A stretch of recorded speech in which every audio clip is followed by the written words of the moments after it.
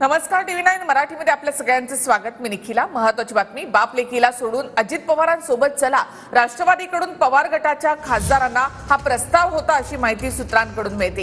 हिवाळी अधिवेशनाच्या वेळी सुनील तटकरे यांनी हा प्रस्ताव दिला होता अशी माहिती सूत्रांकडून मिळते। सुप्रिया सुळे सोडून इतर सर्व खासदारांना हा प्रस्ताव होता अशी माहिती सूत्रांकडून मिळते। बाप लेकीला सोडून अजित पवारांसोबत चला असा प्रस्ताव पवारांच्या खासदारांना दिला असल्याची माहिती सूत्रांनी दिली।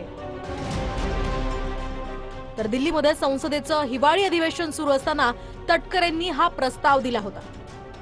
प्रस्तावावर सुप्रिया सुळे तटकरेंवर संतापल्याची ही माहिती आहे। तर सुप्रिया सुळेंनी प्रफुल्ल पटेल यांना फोन करून या संदर्भात नाराजी व्यक्त केली आहे।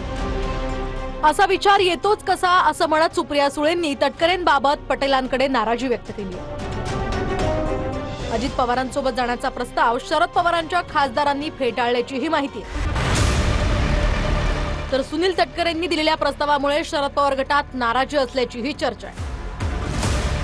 दरम्यान आम्हाला तटकरेंकडून कोणताही प्रस्ताव आलेला नाही असं खासदार अमर काळेंनी स्पष्टीकरण दिलं। आम्हाला ऑफर मिळालेली नाही, आमच्याशी कोणत्याही प्रकारची चर्चा झाली नाही असं निलेश लंकेंनी सुद्धा म्हटलं। अशा पद्धतीचा कुठला संपर्क शरद पवारांच्या अजितदादांच्या राष्ट्रवादीकडनं माझ्याकडे कधी करण्यात आलेला नाही। अजितदादांकडनं कुठल्याच पद्धतीचा संपर्क आमच्यासोबत करण्यात आलेला नाही। या बातमीमध्ये कुठलाही 1% सुद्धा तथ्य नाही। आमच्याशी असा कुठल्याही प्रकारे मी असो किंवा आमच्या इतर खासदारांशी चर्चा झालेली नाही। तर बाप लेकीला सोडा आणि आमच्याकडे या असं संसदेत तटकरे आमच्या खासदारांना म्हणाले असं आव्हाडांनी सांगितलं। सर्व खासदार शरद पवारांच्या पाठीशी असल्याचं अनिल देशमुखांनी सांगितलं।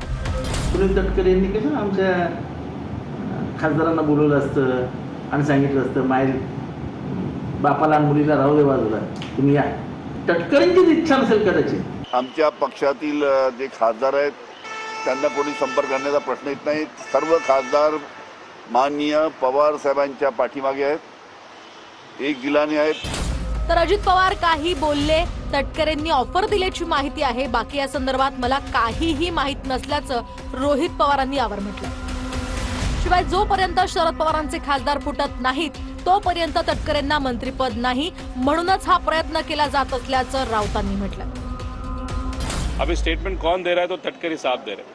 तो अभी हमारा लोगों का ऐसा कहना है कि वो जो पक्ष है उसके प्रमुख अजित दादा है, लेकिन अगर आप डिटेल में जाओ तो ऐसा पता चल रहा है कि उस पक्ष में तटकरे साहब का ज़्यादा चलता है। जोपर्यंत खासदार फुटत नाहीत, पवार साहेबांचे खासदार फोडले जात नाहीत तोपर्यंत अजित पवार गटाला केंद्रामध्ये मंत्रिपद मिळणार नाही आणि हे मंत्रिपद प्रफुल्ल पटेल यांना हवं आहे।